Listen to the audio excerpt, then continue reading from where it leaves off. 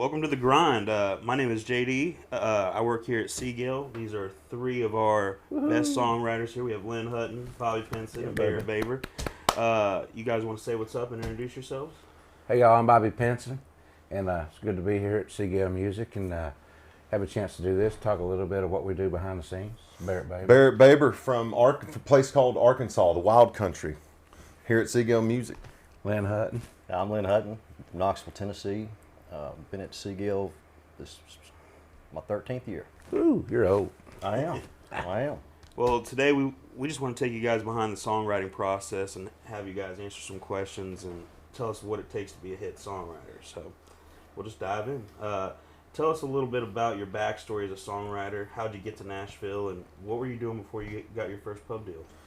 Man, I had a long and arduous journey to this point, to being paid to write songs, and it started with me learning how to play guitar as a freshman in college, and just to pick up chicks, and then I just started writing really bad songs for about 10 years. I'd write about 5 or 6 songs a year, and they were all real bad. My mom thought they were awesome, but no one else thought they were awesome, and then I got my degree and started having babies, and I was a high school teacher for 5 years before I randomly got asked if I wanted to audition for a TV show called The Voice, and that sort of sent me spinning and put me in a position to make music my job, and so I've been in Nashville now for 5 years and working as a songwriter full time for 2. So I'm just now getting started. I'm a few years behind these cats right here. So the worse you got at picking up chicks, the better you got at writing Yeah, songs. absolutely. Yeah, absolutely. That was a good trade, man. No kidding.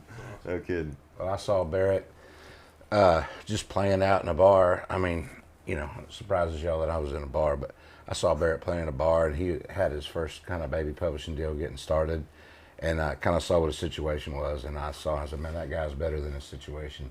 And this town is kind of cruel and crazy in that a lot of times you have blinders on and you're kind of listening, you're kind of watching other people watch other people, and you hear about folks, but very few times do you really just concentrate on what's going on with somebody else, because it's just a tough town to have something going on for yourself in.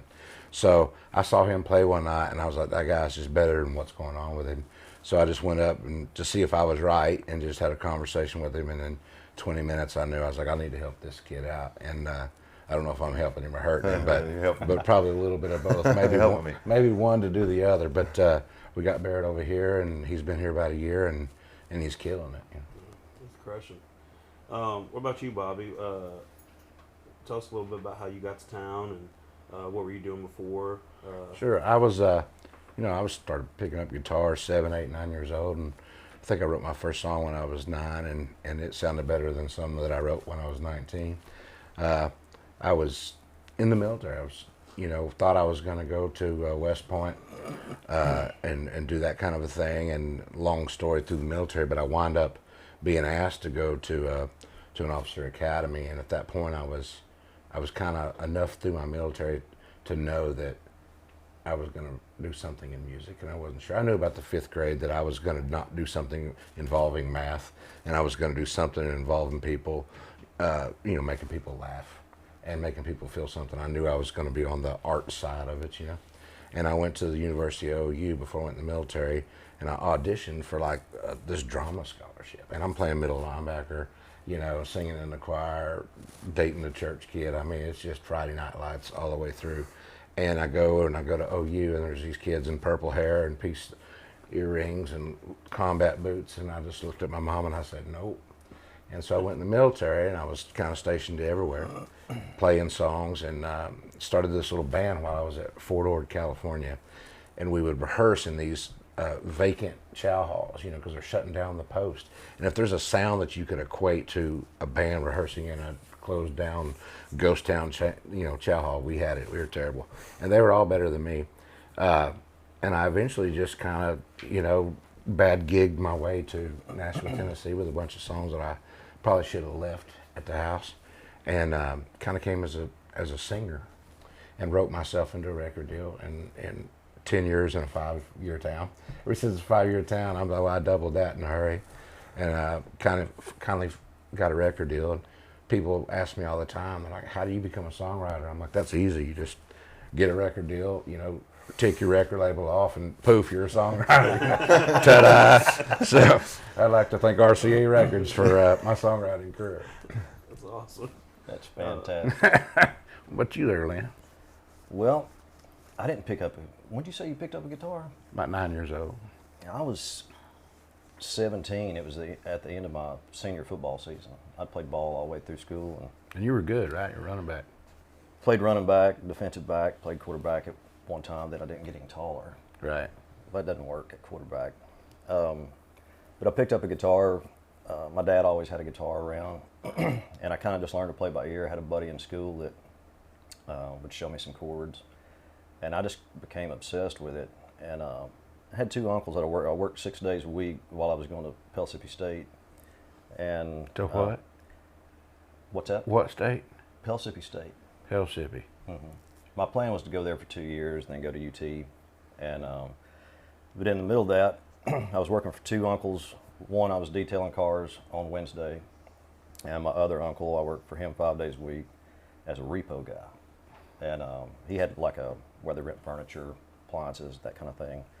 And so it came time, I delivered that stuff, and when they didn't pay the bills or whatever, I had to go into all kinds of places to So retrieve. You had to take refrigerators. Correct. Oh my goodness. Yeah, refrigerators, washers and dryers, you name it. Anyway, long story short, during that time, I had a buddy that was younger than me in high school that started a band, and we started playing around Knoxville, and that led to traveling all over the Southeast. And there was two guys here in town, Sean McSpadden and Ron Smith, that heard me playing in Pigeon Forge, Tennessee, and they took a lot of interest in me as an artist and a writer. And they had a publishing company here, and that was on 16th, McSpadden Smith, and they had some great writers there: Larry Cordell, Carl Jackson, Jim Rushing, and those guys brought me in, and through that process to get to move here. Back at that time, a person could make money as a demo singer, and so I sang demos for just about every hit songwriter in town. I remember that. And that allowed me to stop doing those other jobs, and I actually was able to move here, and that's how I made a living. And through that, it kind of opened some doors, because some of those guys would eventually write with me, and I signed my first publishing deal at Sony ATV. I was there for 4 years, and came to Seagill. Been here ever since. It was awesome. When did you begin writing songs, and do you remember the title of your first song, or maybe some lines from the first song you ever wrote? I started writing. I wrote my first song 4 days after I picked up a guitar for the first time. For me, my brother showed me G, C, D, and E minor, and I spent the next 4 days beating an old Alvarez to death, and I just started writing songs. And the first one I wrote was called "What More Could I Ask For," and it was 6.5 minutes long with two bridges and two breakdown choruses. And the first chorus was breakdown chorus and the last chorus. They could pass on that 3 Man, times. I broke them down, dude. I mean, I had some stuff to say, and it took damn near 10 minutes to do it. And so I don't remember any of the lines, which is a good thing. But I did what everybody does. I recorded that song and let my friends burn copies of it and put it on Napster back then. So I've been giving away my music for a long time. Right. Nothing new. Yeah, nothing new. I've been giving it away forever. I'm used to it. For me, I think I wrote a song when I was like 10 or 11, and I don't really recall the name of it. And I wrote a song called One Last Time that was actually pretty close. It said all the wrong things, and it was the wrong melody, and didn't really have a chorus, but it was real close. And I made a record that is arguably one of a cassette tape. And I made a cassette tape, and arguably one of the worst pieces of music collectively known to man. But, I made a lot of fans doing it, and local fans, and it was a great experience for me. I had a song on there called Cowboy Up and a song called Childhood Days, and just singing about the things that I knew about life. And it was the early kind of versions of what I was going to wind up doing on a professional level, on a higher level, on a regular basis. But this was the little sapling seedlings of that, and they were terrible. but I learned a lesson in that, and I've told this to Barrett, I've told this to other, I say kid because he's just, he looks like he's 12, but So boyish. yeah, Barrett the baber. But, I tell young kids that are just trying to figure it out, it's like, don't listen to your fans. That's, know who you are and don't tell nobody. Yeah. And quit listening to your fans tell you how good you are, because you're not. And, your music's going to make you good. You're not going to make your music good.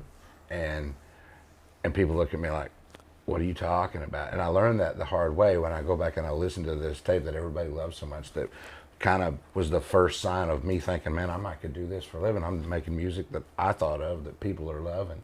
And I just started writing songs at sound check because my bass player I was a terrible acoustic player. I say was, like I'm any better now, but as bad as I am now, this is the beginning version of it. And nobody would put me in their monitors. And so if I wanted to change the set list, they couldn't hear me.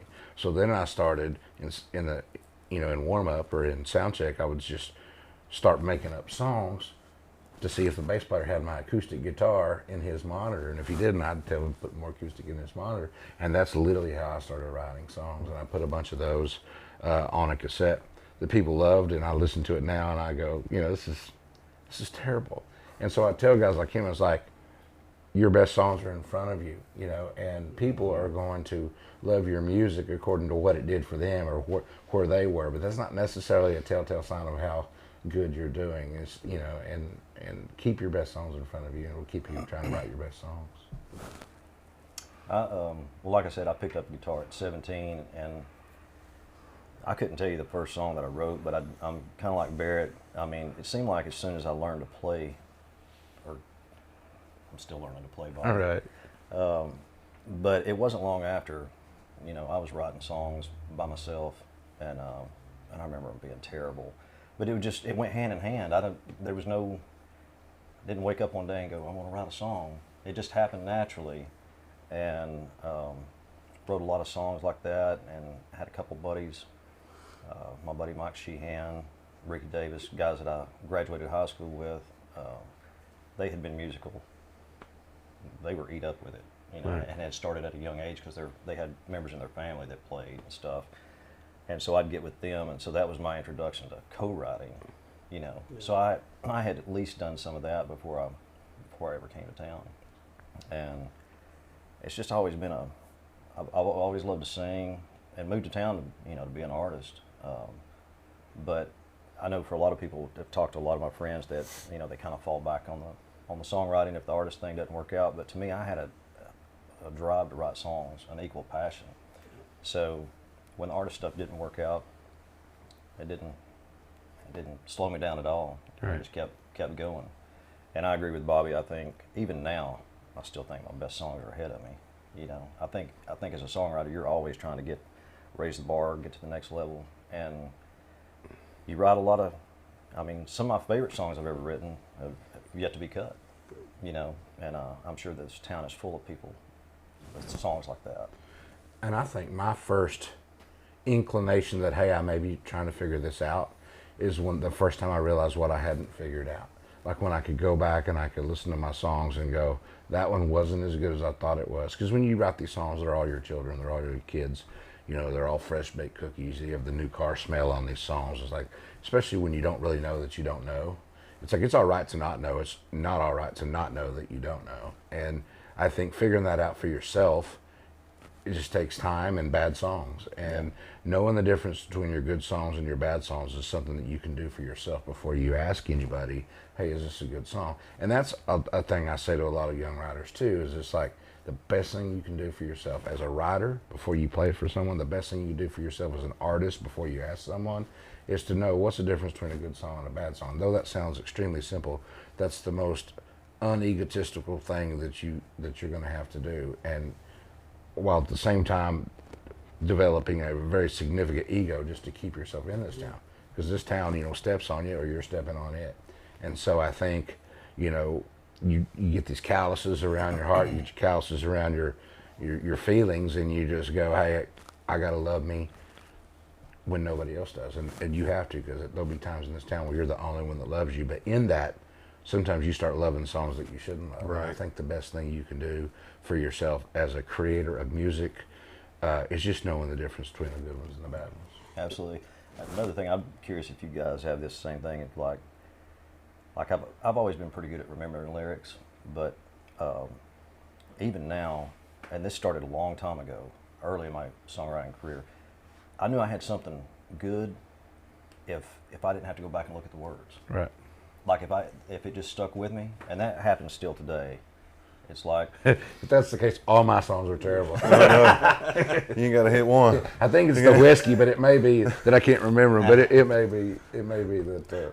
Well, you guys bring up a good thing, because as a publisher, songs are, something that might be good to me, might not be great to anybody else. It's all like, I could have been having a bad day, or like something happened with my father or something like that, and you guys turn in a song to me, and it's like, hey, Weighs 100 pounds. I've got to take a step back and go, hey, is this as good as I'm feeling right now? And one thing as a publisher too, and these three are great examples. When they turn in a song, they go, what'd you like? Bobby's really good about going, I know which line you're going to like. Tell me what it is when you're done. Because usually he's like, I know you. Mm-hmm. And as a publisher, these guys know what's going to hit me a little harder on stuff. Lynn, very good about that. Barrett's first year, Barrett has, we've gotten really close, and Barrett will come to the office and play songs, and that's one of my favorite things. And through COVID, with everything shut down, that's one thing we all missed was you three coming over, playing the songs y'all just wrote that day. And it's just good to be doing this again with everybody. And for you guys at home, getting to know three of the best dudes in town that are behind the scenes on stuff. And Lynn brought up co-writing. Part of our job is to, put the recipe together as far as like, this guy can do this guy can do this, Lynn's good with melodies, let's see if this works. But do you guys still write on your own, like by yourselves? Sorry about that. And what are the pros and cons of writing alone? I can answer real simply. It's been a long time since I've written by myself, and it's something I probably need to focus on and do more for a couple reasons. Because I know I can. But one thing for me, especially being a new writer, in that like I'm new to having a publishing deal game, and this being my job, it helps me distinguish between what's good and what's commercially viably good, and that's a moving target, because it's not always the same, and sometimes songs that don't work today as a commercially viable radio song will work as a commercially viable radio song 2 years from now. So it's tough having a co-writer in the room, especially when that person has more experience or is someone that I know is a better songwriter than I am, but simply because they've been doing it longer and have been in town long. That helps me sort of steer clear of some of the easy pitfalls that I'm prone to falling into in terms of writing songs that it's one line away from being a hit commercially viable song, and right now it's really good, but we're in this business to make a living, and that requires songs going to the radio, and so I lean on my co-writers for that a lot. And a good day for me is the day where I'm not the best writer in the room, because I recognize my self-awareness is that I know I'm not as good as I can be, and I'm far from where I want to be in terms of my ability, and the way that I learn and the way that I have learned these past 5 years is by sitting in a room with someone else who's better at it than me and watching how they do it and taking what I can and using it on my own and becoming better that way. So co-writing is essential for me. I'm going to get to a point hopefully where I can pen, songs like Humble and Kind by myself, and that'll be a good day. But I love co-writing because I feel like it always gives me a chance to bounce an idea off somebody. I doubt myself a ton. And so I need people in the room to say, no, you're right, you should doubt yourself, that sucks. Yeah. Or, no, man, don't, that's perfect. Yeah. And so I lean on my co-writers for that, especially dudes like this. Yeah, I think, co-writing for me, I didn't know you're supposed to have a co-writer when I got here. And I think it was good to write by myself in the beginning, to kind of just not really be told what was wrong, just to kind of figure out what was wrong. I think the best way to learn it is figuring it out for yourself. You can be told a jillion things a jillion times, but until you just really realize, have that epiphany, to yourself of, man, I just wasn't what I thought I was, but I'm a little better now, and I think I can be better, and I don't know when I'm going to realize that. And I think that a lot of that comes from writing songs by yourself, because of the nature of the business, and assembling these teams, if you will. For every co-writer that you add one or two publishers, you add a different set of leverage, you add a different set of circumstances that can attach to your song, and I call it a pedigree. So, you know, a lot of times it's seasonal. This is such a faceless business where we may not know a lot of the people, they just know our names. So we're trying to partner up with another writer that an artist may know, you know. I say you don't write your biggest songs with your biggest co-writers. You don't write your greatest songs with the greatest co-writers. You just find your friends and write horizontally. Write songs you love with people you love, and somebody's going to hit.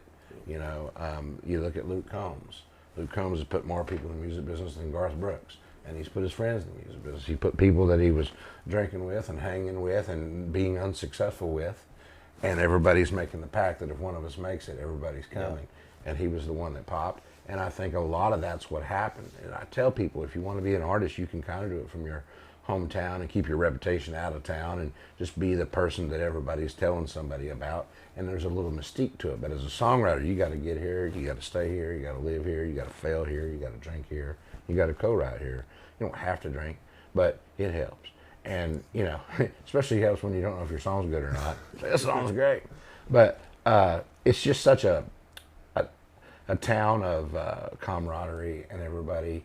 You know, it's an interesting town because you're in competition with your peers. So everybody's friends until there's one little spot in the wall where one of you's going to fit through, and then the elbows start flying. But the rest of the time, we're all rooting for each other, helping each other. And, you know, I think co-writing to me is a blessing. But I also write by myself a good bit. I wrote a song called The Shave that I'll bring up later. But I wrote that by myself because nobody else needed to get in the way of what I was thinking. Mm-hmm. And most of the time it helps to have people kind of get in the way of your thinking, to keep it from being so personal, to kind of keep it on this level field that'll skate across the top of all the other stuff, you know. And so I'll write these songs or do these brain exercises where I'll just tell myself, you know what, I'm going to write a stanza about the next thing I see.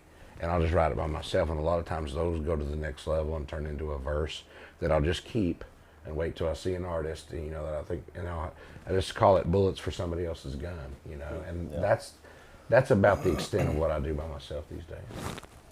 I'm the same way. I started out, you know, strictly writing by myself, and but these days I'll start songs, but always within. A lot of times it's just because an idea will come to me, and I want to get it, you know, I want to get out what's in my head at that time. But typically, stash that away, and I start looking at my calendar, looking at who we've got co-write set up with, what artists that we may be going out on the road with, and go, you know, would this work for so and so? And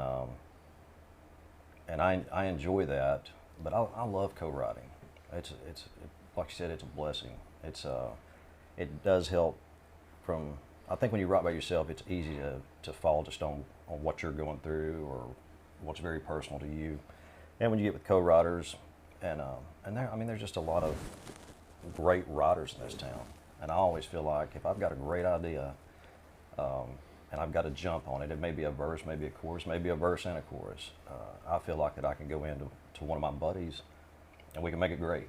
It'll be better than if I just sit down by myself and write it.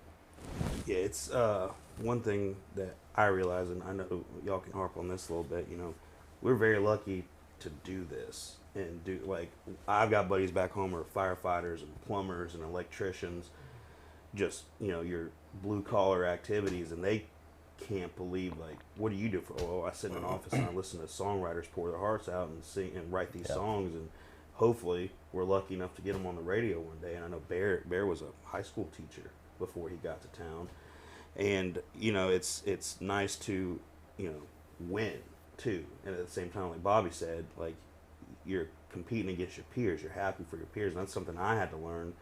You know, what's good about this company is there's a big family camaraderie here. You know, Lynn's been here 13 years. Everybody calls him Neon. Bobby, obviously, Bobby's been very successful in town, and having Barrett come over and just kind of mesh in with our family environment.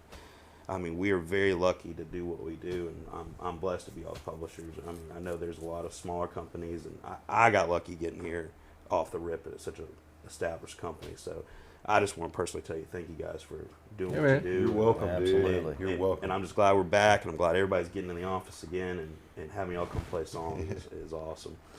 Bear was touching on the commercial side of stuff with commercial radio, and that's how you get your hits, and that's how you ultimately, get your house and take care of your kids and your kids' kids.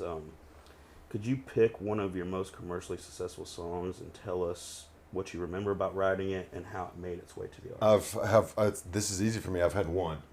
It was a song called "Nothing on You" that Cody Johnson recorded, and it's a great example of you got to do the work. You got to plant the seeds. They don't grow. Sometimes they don't grow overnight. You're planting seeds every day, and I planted this seed with a guy named Trent Willman. We wrote. It was a two-way. We wrote "Nothing on You" one day at Warner Chapel. It was one of my first times ever to be in that building, and I was a little awestruck with just the size of it. And they got big posters of Blake outside, and it's just like, wow, like I'm riding at Warner Chapel, and I walk in, and Trent was in there, in overalls that day, and he said, "Boy, I've been watching you sing on the YouTubes.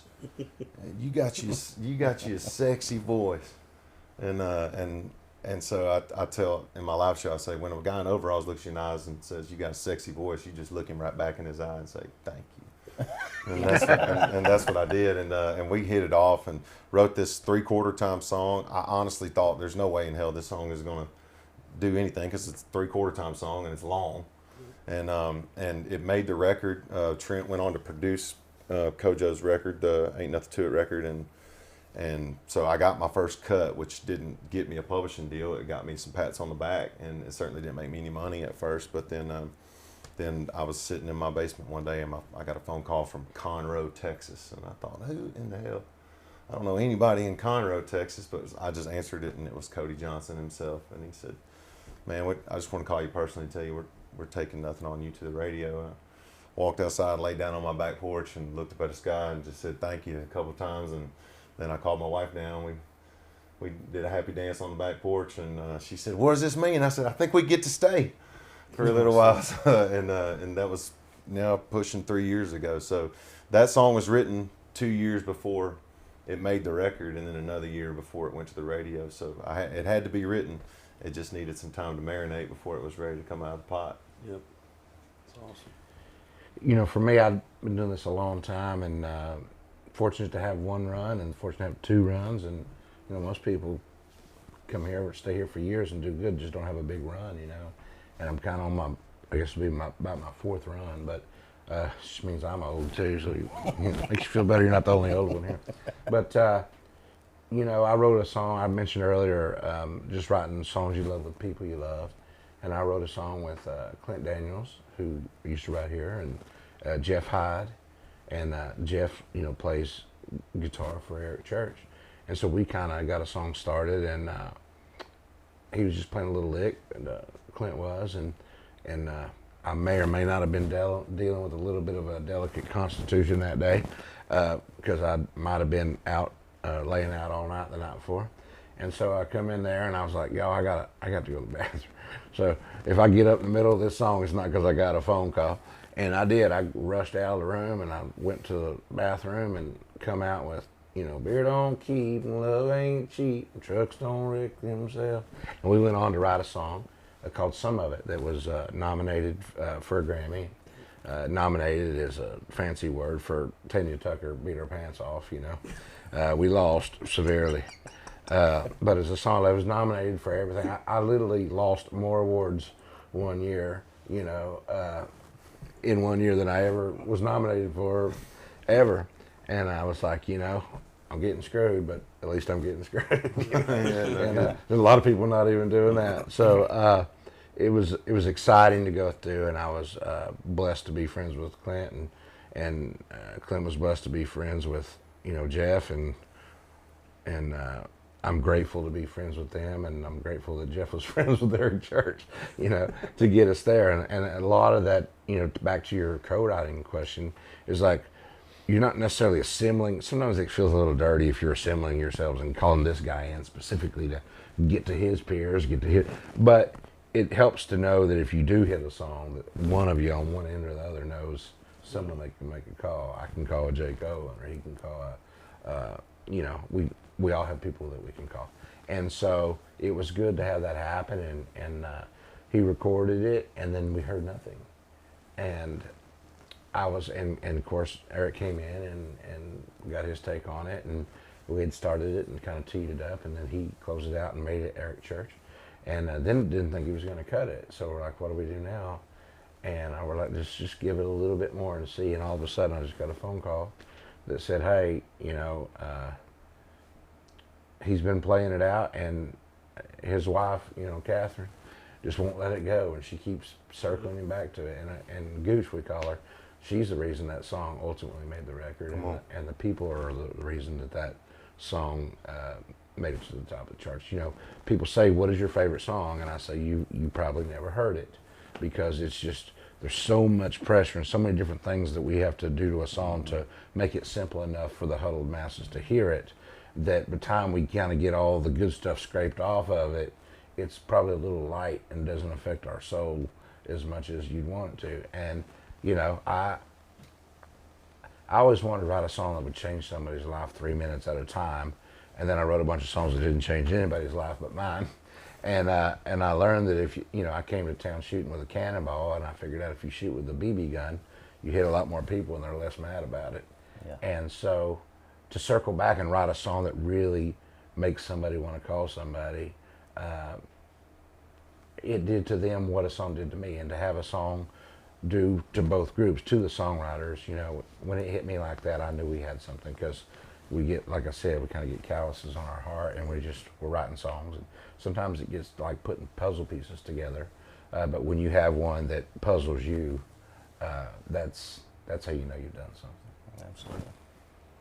Well, I'm blessed. My wife Tammy is a great songwriter as well, great singer, and so a lot of times if I've got something and I'm going in to write with somebody, I'll bounce it off her just to see if she digs it. Mm-hmm. And when I wrote "Did It for the Girl," I had written a verse and part of the chorus and played for her. She's like, "I love that. Who you working with today?" And I was like, I'm writing with my buddy Rodney Clausen, and an artist, but this artist doesn't have a record deal yet.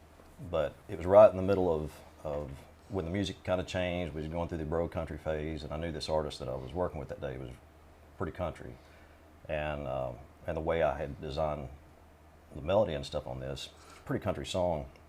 And so I went in and met with those guys, and we wrote it. And what's crazy about it is Greg Bates was the artist, and he didn't have a record deal. And we demoed the song, and Easton Corbin heard it, and Carson Chamberlain, his producer, loved it, and they were out playing it on the road, and they were going to cut it. And in the middle of all that, Greg gets a record deal, and they tell us that they're going to cut it.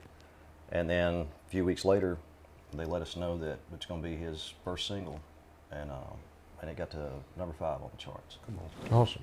Awesome. Hey guys, we got an audience question coming in for you guys. Raul, the human taco, wants to know. Oh, I'm in already. I love it. Is there a song you're now proud of that took you an intense effort versus a song that just flowed out? That's a good question. Yeah, I've got one that I've had for a long time that we really worked hard on, called "Piano for Sale," which is another 3/4 time song that I wrote not long after I moved to town with two of my favorite co-writers, Terry Joe Box and Scott Sean White. And man, we really grinded on that one. In fact, I walked out of that room that day sort of halfway on the fence about that tune. Not really sure if we did enough work. We got back together once on it, rewrote a couple lines in a second verse, and so we had to work hard on that one. And it's one that it's unrecorded, and maybe nobody will ever cut it, but it's sure one I'm proud of, and certainly one that gets people to it's my truth, which I think is the biggest reason why it's so meaningful at my live shows, is that it really is my truth. And that at the end of the day, I feel like that's where the hits are, in the truth, and in songs that people can relate to. And so we worked hard on that one, and it's finished, and maybe one day it'll make me some money. If not, it makes me feel fuzzy inside when I say Fuzzy, so you look fuzzy on the outside man. too. For me, "Don't Ask Me How I Know" was a song that I had as an artist. You know, of course, I moved here to be an artist, and I wanted to set all these records, and I finally broke the record, I believe, for the world's shortest artist career of all time. Like here today, gone tonight. But you know, in the meantime, I wrote a bunch of really cool songs that I felt like only I was gonna do. And when you get to that point where you just kind of go, all right, I'm being passed on by every label in town, so if I'm going to get passed on again, what do I want to be passed on? And I kind of changed my attitude, not by what I want to do to try to get a record deal, but what I want to not mind doing if I don't get a record deal. And once I got to that spot, the songs, I got a little selfish on purpose, and I think that's where my songs got better and worse, in that they became less flying across the top where everybody could cut them, and they became very specific. And so we sat down and wrote a song called "Don't Ask Me How I Know," and it was kind of a letter to my unborn son, if you will. And it was just things that you're telling people about yourself and things that you've accomplished, things that have almost destroyed you through just different opportunities and different things that you talk about. And it's like, don't ask me how I know how this is going to go. And because I was trying to tie it into my soul so much, one of the easy things to do when you're writing by yourself is to tap into your own soul, you know, and just go, nobody else would let me say this, but I want to say it. So to try to have that same kind of thing going on with two other co-writers in the room, it can create a little bit of a, well, I don't know if we should say that, and I'm like, I'm for certain that we shouldn't say it. Let's do it. And so when you have that going on, sometimes three people trying to do the same thing can make it a little bit of a tedious process. So that was a song that I was hoping wouldn't sound as, you know, nobody would ever hear how hard that song was to write. But I think we really spent some time on it and grinded on it and came up with a song that I think touched a lot of people and continues to touch them. I'm trying to think.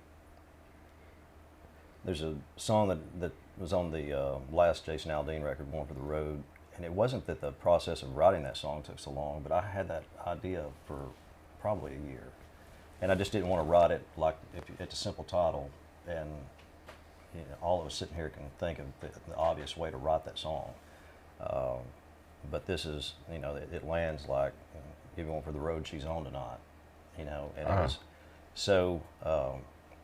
And it is about the, you know, the guy in the bar, that kind of deal, but it has another layer to it. But that's what took so long in writing that song. It wasn't the actual writing of it. It was just finding the right angle. And me and Brandon Kenny and Josh Thompson got together, and the actual writing of the song didn't take as long as it did for me to commit to writing it. Sure. We're going to take a quick break for an ad, but we'll be back to watch these guys give us a live acoustic performance on some uncut songs, and they're really, really good, man. So I'm looking forward to that. Y'all stay tuned. All right.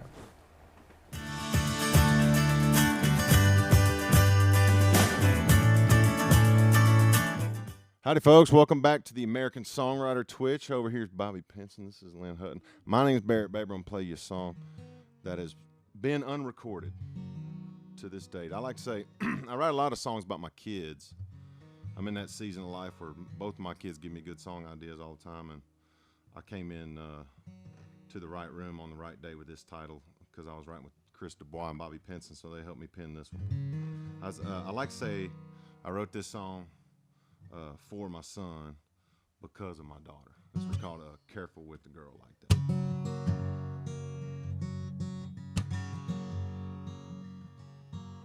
One pickup line, she cracks a smile. It's been a while since she sang. One glass of wine in her hand winds up sitting on your knee. 5 minutes later, she's wearing that pepper thin heart on her pepper thin sleeve, looking at you like somebody new, and right now that's all she needs. Well, careful with a girl like that. Careful how you hold her heart, 'cause you can be the break her fall, or you can be the fall apart.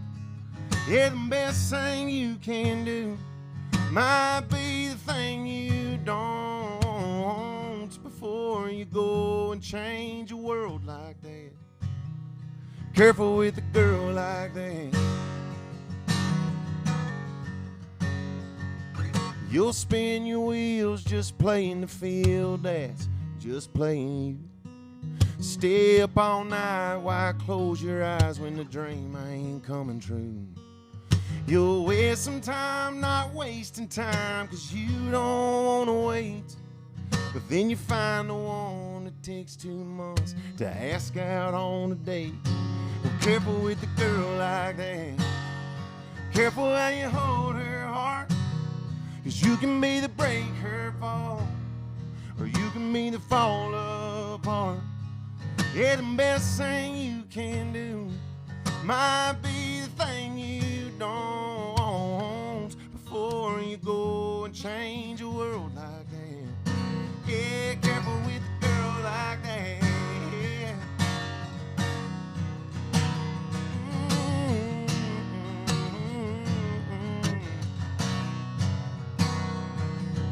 Time will fly by like it tends to do. One pink line turns into 2, and you'll think, gosh, she don't look like you, but you'll know who she looks up to. So careful with a girl like that. Careful how you hold her heart, 'cause you can be the break her fall, or you can be the fall apart. Yeah, the best thing you can do might be the thing you don't, before you go and change a world like that. Careful with a girl like that.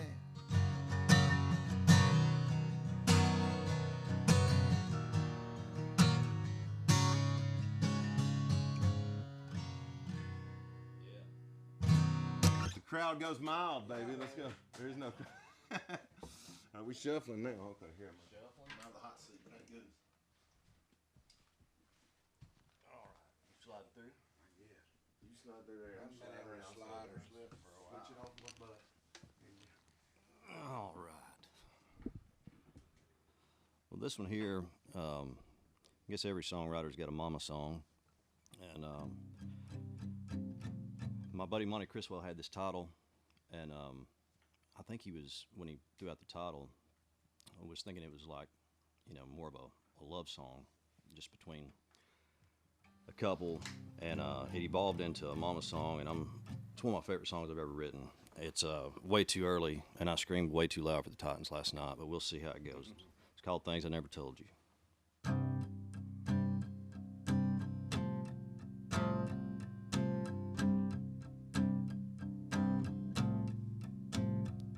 Cop got me doing 88 on Main. He let me off with a warning.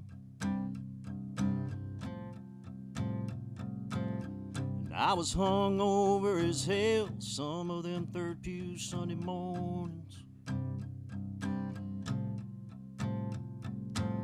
I had a Playboy stashed in a Johnny Cash LP sleeve in my room. And that's just a few things I never told you. Well, I wouldn't be half the man I am if you hadn't loved this boy. I've never said it until now, but I always heard your voice cutting through that loud rock and roll at every fork in the road. Underneath the dirt I've never shown you. Thank you's at the top of my list of things I never told you. When I moved away from home, I didn't realize how much I'd miss you. Phone call don't take the place of your smiling face cooking in that kitchen. You're the reason all my angels and my demons finally called a truce. That's just a few things I never told you.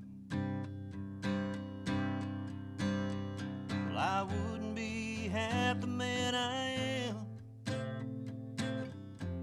If you hadn't loved this boy, I've never said it until now,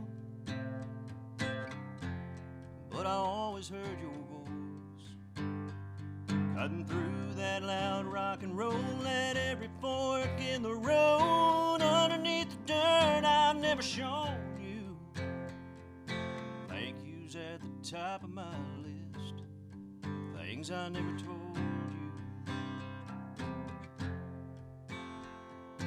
Thank yous at the top of my list of things I never told you. Things I never told you, that's just a few things I never told you.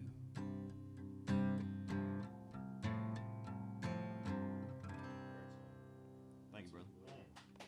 Thank you. Nice. The old shuffle. Good old stuff. Shuffle down. That was awesome. Thank you, brother. Love that song. Hey, Bobby, do you mind addressing the instrumental mic as well? Let me key grip this for you. Key grip it. Key grip. Keyword being grip. Are we rolling right now? Awesome. I love that song, man. And you say it's a song about your mama, but if you think that song's really about a mama, you know, you think Rocky's about boxing. That's a song about you, you know. And I tell people that all the time. It's like nobody, you know, everybody loves their mom, everybody loves their dad, everybody loves their grandpa, you know, but nobody cares about yours. So a lot of people, you know, will write the first songs about that kind of thing, and it really is truly about one particular thing, and it's so inside that hardly people can relate to it. But then you get something like that song, and like I said, I mean, that song's not about a mama per se any more than Rocky's about boxing. That's about life, and just touched me there, man. Thank you. You know, this is a song that no one's ever cut. I may put this out here coming up because I think this also falls in that category of maybe a song that only I should sing, and it falls under the category of a song I wrote by myself. I just celebrated my 15th Father's Day as a father and my second Father's Day without my dad. And, you know, not to bring the room down here, but I went in, they called me in knowing that my dad probably wasn't going to be around next week. We didn't know which tomorrow it was going to be, but we knew it wasn't going to be many of them left. And I went in there, and my dad had a respirator on and a ventilator and every nator you could have, and couldn't talk. And he'd been in a hospital bed a long time and was kind of growing a little bit of a neck beard, you know, which he didn't like that when he was walking around. So he didn't like it anymore laying there. And he kept trying to get my attention, kept looking over at this hospital tray, and there was a razor like a shaving kit on there. And I realized, you know, he's trying to get me to get that razor out to shave him. It's kind of probably the last thing that I would do with him. And I'm sitting there, and if you've ever had somebody tell you they love you with their eyes and without using words, it's about the most humbling thing. And I just could literally see in my dad's eyes all the things he was saying to me that I couldn't hear. And you know, here I am shaving the guy that taught me how to shave. Try to get through this. This is a new song, but it was a pretty humbling experience, and I did a whole lot of loving in about 3 minutes there.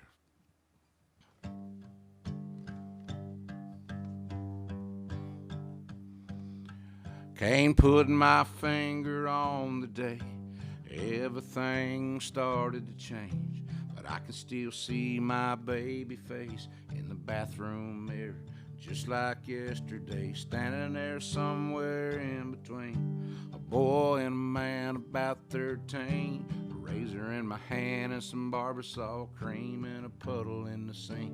Still hear my daddy say, let's take our time, we ain't in no hurry, just nice and slow, 'cause you don't get this day back. He said, I'm right here, there ain't no need to worry. And he wiped my face with love and a warm wash rag.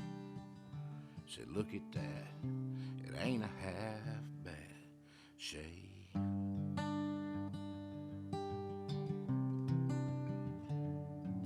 Fast forward a bunch of football games, a few truck wrecks and a couple heartbreaks. I'm standing there with my own son, old as my dad when I was that young.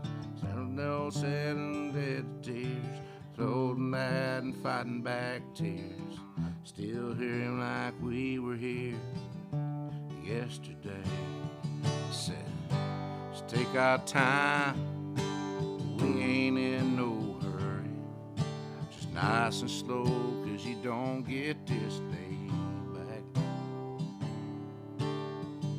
Said, I'm right here, son, there ain't no need to worry. And I wiped his face with love and a warm wash rag. Said, look at that, there ain't a half bad shave.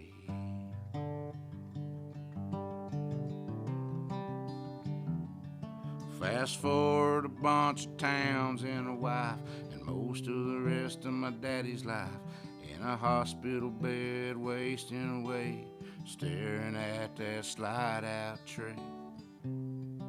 Last thing my daddy heard me say, let's take our time, we ain't in no hurry. Just nice and slow, 'cause you don't get this day back. Said, I'm right here, Dad, there ain't no need to worry. And I wiped his face with love and a warm wash rag. Said, look at that, it ain't a half bad shave. Come on, Bobby.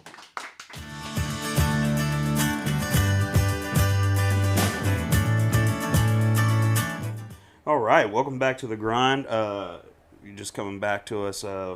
This is Lynn Hutton, Bobby Pinson, Barrett Baber. Y'all just heard 3 great songs. Bobby got the whole room crying today. Appreciate that. We actually have an audience question, so we're going to shoot it to you real quick. Yeah, we have one last audience question we want to take. We have Moses Rigby. As a songwriter in Mississippi, what's the best way today with the internet to make connections with other songwriters to get your work noticed? Move here. Yeah. Move here. That's a Come great to town, answer. bud. Come to town. And I think to answer your question, is there a way to use the technology to reach out to other people? I think it's probably not so much a thing of taking your songs and using Facebook and Instagram or TikTok or whatever to necessarily try to get to the songwriters that are here. I think it's such a tight-knit group and everybody kind of does it the same way, where you really have to be present to win. I do think you can reach out to other people, have your stuff noticed, and there may be people that reach out back to you, say, hey, I like the song, and you can start your subgroups there and meet people there. And I do strongly suggest writing with folks where you can make your mistakes with people that are still making mistakes. Because once you get here and you're kind of on this stage, at this level, at this pro stage, you want to have made your first mistakes, you know, in your own room and not necessarily here where you get here and people are like, whoa, they don't quite know the ropes yet. So I think it's a great place to learn the ropes with your peers that are also doing the same thing through the internet. Now, things have changed, so I'm probably not the guy to speak on how to get your music out on the internet. You know, I'm an old dude and still have a flip phone. But, you know, I think there's a lot of kids that are moving here younger and younger that are getting started earlier, that are in that, you know, millennial computer world, but they're coming here, they're realizing they're here, you know, and they're doing great things at 22 years old. I was still eating paste at that age, you know. So I think it can be a tool to let people know who you are. I don't think it's the place that you need to write songs from. Yeah, I think there's nothing that you can't replace the human interaction of being in a room at a writer's night, at the local on Wednesday night, at Live Oak on Thursday nights, or at some of these places every other night, whatever. But you got to be in the room, and that doesn't necessarily mean you got to sell your house and pack up the kids and move here. Like, you will eventually need to do that. If you're in a place where you can get here, you know, multiple times a month, so that people know who you are, I think I realized I ran from moving to Nashville for a decade before I finally did, and I realized once I got to town, oh, this is why I have to be here. And it's got less to do really with the songs have to be great, and you'll get it there with just time and repetition. But it's about who you know too, and about who you're writing with, and the way those connections get made is like Bobby mentioned earlier. You make friends with people that become successful, Yep. and all those ships rise with the tide. And the way that happens in this town, I feel like, are at those writers' nights, at those, in the early hours. Get there early, get to the freak show at 6 o'clock, and watch the first 6 people. They're going to be the less experienced writers, and those are the ones that pick out two that you really like, and ask them if they want to write. If they say no, they're not self-aware. They should And write with you. I'll add to what you say is that it is a process, whether your process is 3 years or 14 years. Your process doesn't start until you start that process that you just talked about. So I told a young lady this weekend, at a show, I was like, the quicker you can get here and start your failing, the quicker you can start your succeeding. Access is success, and you have to have access to the people that are going to do something with your songs, and you don't do that on the internet. Yep. I totally agree. There is no substitute for moving to this town, and it's scary. I mean, you got to be. I look back on it and go, was I just fearless or dumb? Because it's tough. But I think it's both. I think it is both. But there's no substitute for getting here. All the stuff that Barrett just said, going to writers' nights, making connections. Eventually, you'll meet people, and you'll still make mistakes, and you'll still hone your craft. But my wife works with young artists that are out of town and stuff, and anytime they want to ask me a question, the first thing I tell them is, you got to be here. You got to move here. One thing, just on my journey up here, and something that's always stuck with me, just to resonate with you guys, is Joe Hutzel plays guitar for Cole Swindell, songwriter at Sunday TV. I'd always talked about moving up here and wanting to get involved with songwriters, and he was like, well, can't win if you're not there to play the game. Gotta be present to win. That is always, you can't win unless you're here to play. So Yeah. hearing you guys reiterate that, I mean, that's the best. I've got up and coming songwriters always, messaging me on hey, check out my songs. Like, man, I can't because conflict of interest. But Right. I'll take a meeting with you. Well, I live in California. Well, I can't help you. Sure. Yeah. And you had asked us earlier a thing of advice that we would give to people, and it kind of coincides with this right here. I always say, what's the advice you would give to someone? And I say, figure out what you can do other than music, other than what you love, other than what you were born to do. Figure out what you can do other than music, and don't do that, because human nature is to thrive at whatever you do. And if you're doing the wrong thing, 7 years later, you're going to be the best, hopefully, if you're doing what you're supposed to at that category, and it wasn't music, And the other thing I say is just don't leave. There's a lot more talented people than me and Lynn and Barrett. Well, maybe not more than Barrett. Oh, I don't know, stop he's it. pretty good, but there's a lot better people than us that went on, and you get your turn, and when your turn comes, you want to be ready for your turn. It's not that you're going to get good enough to make your turn. You just want to be good enough when your turn happens. Right. So time for one more question, or We can do one more. okay? We'll end it with something awesome. What are you guys' favorite songs of all time? It's the hardest question. This is a really difficult question, and it's not for me. It's not a country song. It's a song called Walt Grace's Submarine Test. That's on the Born and Raised John Mayer record, and it's the reason I love it is it's a narrative. It's a narrative story about a guy that builds a submarine in his basement, and everybody tells him he's crazy and that he can't do it, and that his goal is to take it across the ocean to Japan. And one day he rolls his submarine off into the sea, and nobody hears from him for a while. And I looked up that song, and I thought, surely this is a real story he heard, and it gave me a ton of respect for John Mayer as a songwriter, which I already had, but it's a story he completely made up on his own. And the humanity of the story, if you listen to it, with a critical ear, you realize that it's not really a song about building a submarine. It's a song about not being afraid to do things that people say you can't. Mm-hmm. And so I think that rings true with me, because this journey I'm on is one that is scary, especially to young children, and the not knowing how any career is going to go, especially in this business. But it's every time I listen to it, it gives me a lot of hope, and I can identify with it because it's my truth. And I think there's something in there in terms of what hit songs are, man. That's when a massive amount of people can identify with what the song says because it's the commonality of a human feeling. That's where the hits are, man. That's where really, and great songs that are hits always have the truth in them. That was a good pull. I didn't see that coming. I'll be honest.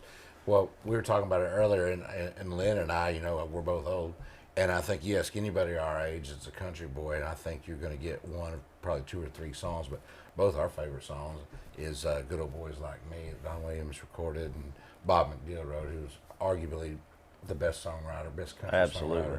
songwriter. And I think we're in agreement in both of those. What's your favorite line in that song?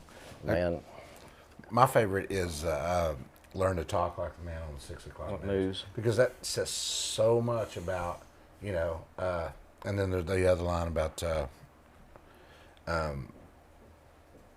can't remember what it is. Probably your I favorite love line. John R. and the Wolfman Kept Me Company. Yeah. You know, I mean, it just that personifies everything that you set out to do on a daily basis. Yeah.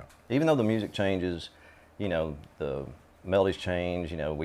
Loops have come and gone multiple times since we've been here. Yeah, true story. But when you break it down to just a country song, I don't think there's a better country song. We're on our 3rd round of no more back roads, no more pickup trucks, no more tail lights, no more headlights.